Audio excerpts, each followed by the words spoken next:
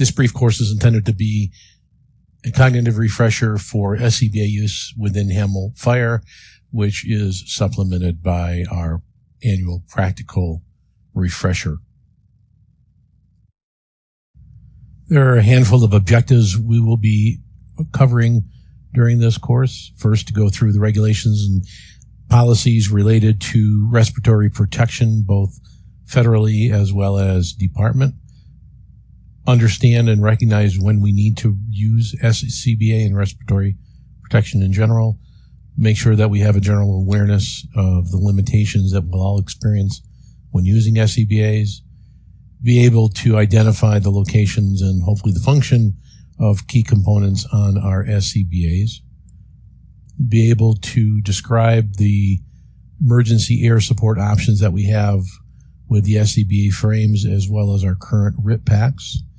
And finally, understand and recognize the appropriate ways to maintain hygiene for the various SCBA components. From a regulatory rule and policy standpoint, there are 3 layers of items we need to take a look at. There are OSHA requirements, NFPA standards, and Hamel Fire policies. OSHA, as you know, is a federal regulation. There are really no options related to it. And on the chart, you can see the specific regulation that deals with respiratory protection. There are 2 rules in NFPA, or 2 standards, 1404 and 1852, that deal with use, training, and care of SCBA components. And within Hamel Fire, there are currently 2 policies related to this. 500.02, which is our respiratory protection program, and 100.8, which is personal appearance and grooming policy. For this course, you will be able to download copies of both of those from the resource section. You can also get those from our Target Solutions system. Starting with the OSHA regulations, OSHA mandates a number of items for organizations that have individuals using respirators, which SCBAs are. It requires us to have an initial medical evaluation and some frequency of ongoing medical evaluations, which is why we do our biannual SCBA physicals. It requires us to annually do the respirator mask fit tests, which we do in December of each year. It also has requirements regarding the relationship between the face piece itself and the seal and the skin underneath it, which is why we have our policy on facial hair and grooming. And OSHA also deals with the procedures for structural firefighting and mandates the 2 in and 2 out rule, which is what drives some of the local policies that we have. The usage of SCBAs for hazardous environments is regulated by OSHA, recommended as a standard in NFPA, and described as a policy in Hamel Fire's SOPs. But in summary, anytime an environment is dangerous, we think it's dangerous, or it can become dangerous for our respiratory systems, we will be using SCBAs. There are a number of specific areas and situations identified in the policy. They're listed here, and you can review them at your leisure. But in summary, this may or may not include all of the times that we require SCBA usage, and there may be times when we go above and beyond this to ensure we have the appropriate amount of respiratory protection for our firefighters. There are a number of various ways we provide respiratory protection in Hamel beyond wearing our SCBAs. We have the ability to put cartridges and filters on our SCBA masks, which will take care of dust and particulate matters, things like fiberglass, heavy dust, drywall dust. So that's one way we can provide protection without the full SCBA. We also make available half-piece respirators with filters and cartridges that can be fitted. Those are predominantly found on Grass 11, and we would use those in the event of a brush or grass fire. We also have made extensive use of surgical and procedure masks, especially during the COVID pandemic. Those are disposable items, and they provide a level, although a low one, of respiratory protection. The N95 masks that we have provide a higher level of care. Again, they're disposable, but it's another opportunity for us to provide respiratory protection, typically when we have confirmed infectious diseases or illnesses. Generic cloth masks really don't provide any significant level of respiratory protection, contrary to some public opinions. And while we have made use of those during the pandemic to provide protection of others from us, we acknowledge and understand they provide no protection of our users from anything that's in the air around them. And so they are not considered usable for our own respiratory protection. As we all know from wearing our SCBAs, when we're utilizing them, we have another layer of limitations placed on us. There are limitations based on the equipment itself, environmental-based limitations, and then individual user limitations. We'll touch on each of these as we go forward in this class.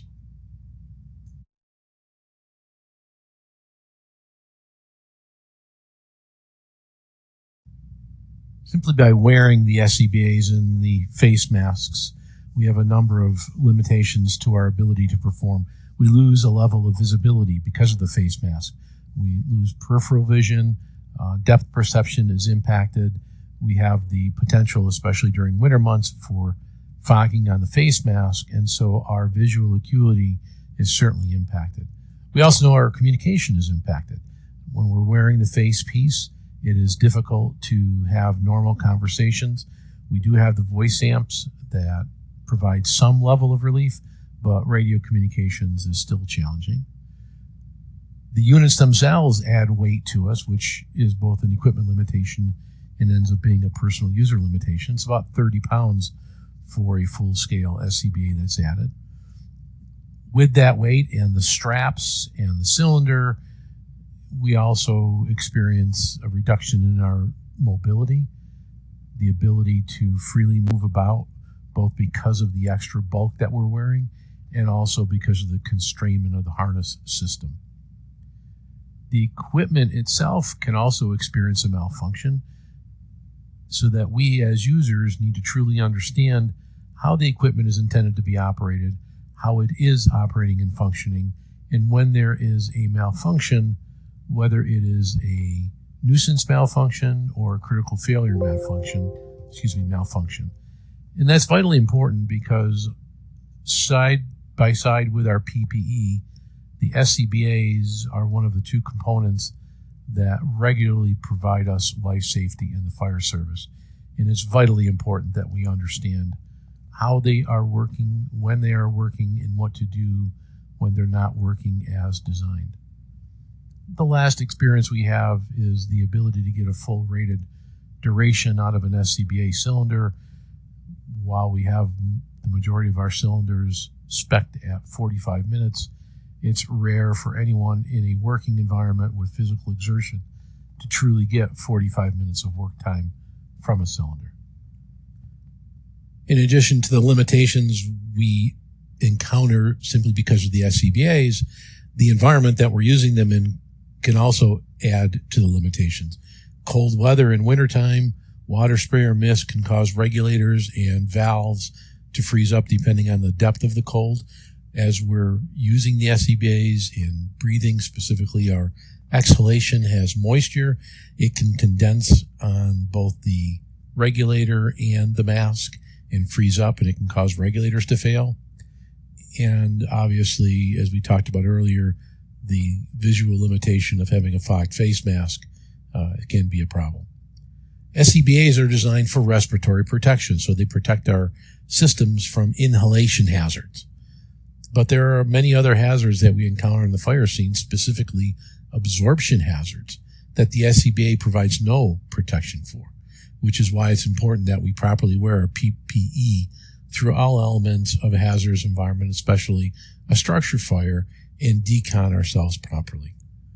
And finally, extreme heat, whether that heat is from an active fire or from a exposure to an active fire.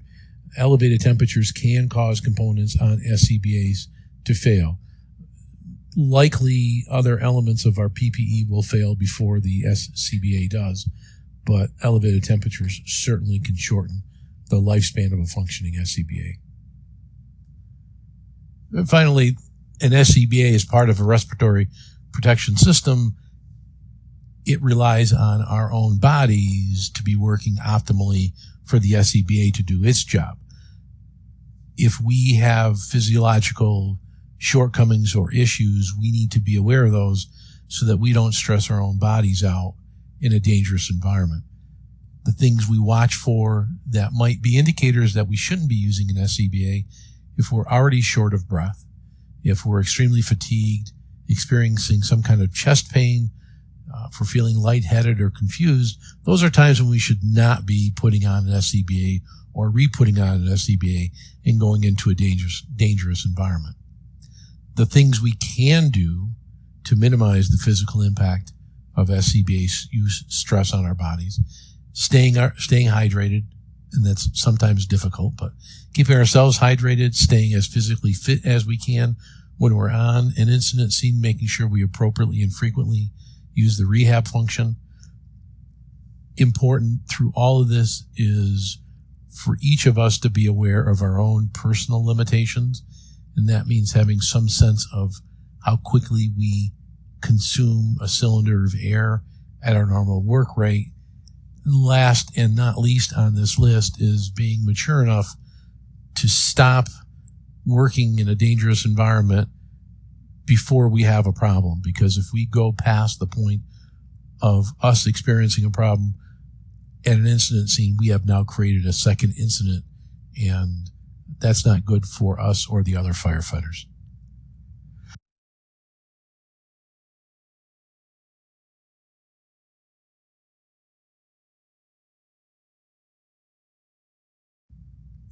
Tailing off our own awareness, each of us needs to understand when we're not at 100%. So as we talked about, shortness of breath, dizziness, any coughing, wheezing, any respiratory impacts that we may have, a cold, flu, if we're experiencing chest or back pains, either soreness or as a result of an injury, if something else in our lives is causing us a level of anxiety. These are all things to be aware of, so that if we're asked to wear an SCBA during or at an active incident, we may want to reconsider and hold ourselves out, because we're not at 100% capacity and won't be able to perform optimally with the SCBA.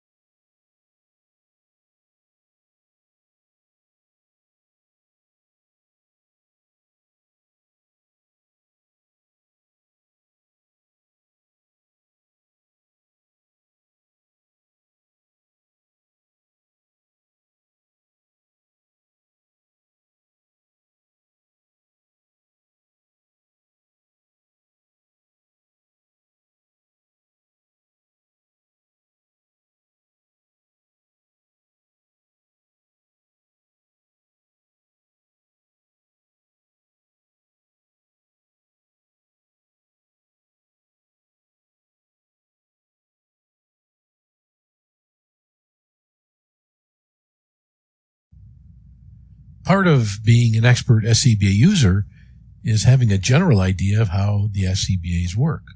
And this simple diagram is intended to provide a simple, easy to understand image of an SCBA. There are two sides of an SCBA. There's a high pressure side and a low pressure side. The high pressure side essentially is our supply side. So the parts of that are the cylinder itself and whatever capacity it is. Those cylinders for us are rated at 4,500 pounds per square inch, PSI. The cylinders are attached to a device that's much more complicated than a simple box, but it basically reduces that pressure from the 4,500 high pressure side to a usable pressure for us on the low pressure side, and that's anywhere in the range of 80 to 100 PSI. Also feeding into the high side is what's called the RIT or the RIC, universal access connector, and we'll talk more about that in a coming slide. But be aware that that comes in on the high pressure side and feeds back into both the cylinder and downstream of the pressure reducer. The air flows from the high pressure side to the low pressure side, so that's really a one-way street. Once the pressure is reduced to the 80 or 100 psi, then it flows through a series of connections out to the regulator. And so in the regulator, which is on the far right of the diagram, inside the regulator itself is a valve that opens and closes as we breathe. And there's an air saver switch on that regulator, which we should all be aware of. The buddy system, or the EBSS, which is on all of our SCBAs, directly ties into the low pressure side. So you'll see all of these components as we do a breakdown of the anatomy of an SCBA in a few slides, but it's helpful to have a picture in your mind of how the whole system works.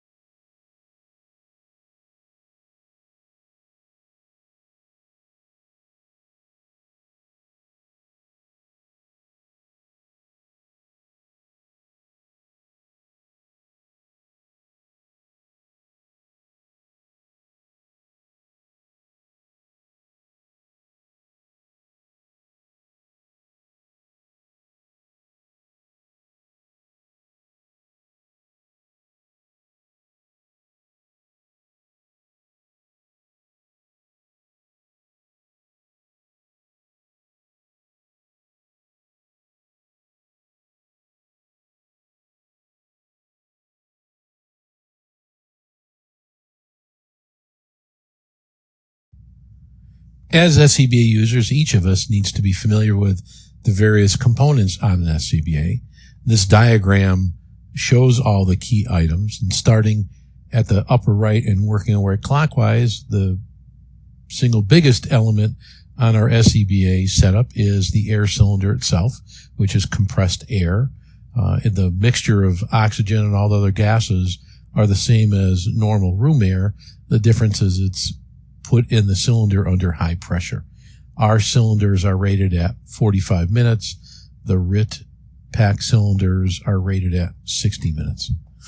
On the right side shoulder strap is a control console, and that has both an indicator for the air pressure in our system, as well as the ability to implement and enact or silence our pass alarms. On the lower right side of the frame itself is a battery compartment. These particular SCBAs take 6 AA batteries. Those are changed for all of us twice a year to make sure they're fresh. And it takes a Phillips head screwdriver to get it open. It's not something you should ever have to do unless you're asked or tasked to help out with SCBA maintenance. On the lower right, there's the right side EBSS pouch. Within that pouch is a 3-foot long connector with a male and female end that ties into the low pressure side of the SCBA.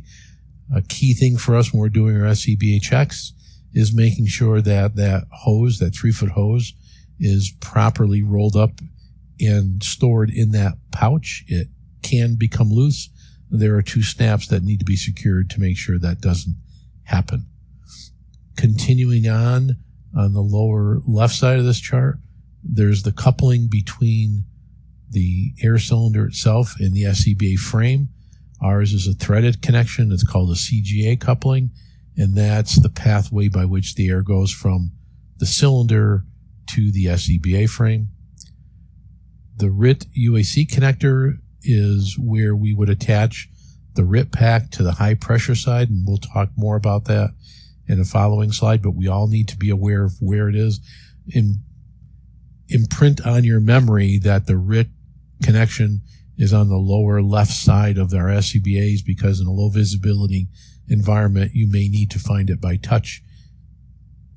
The regulator is an absolutely integral part of it.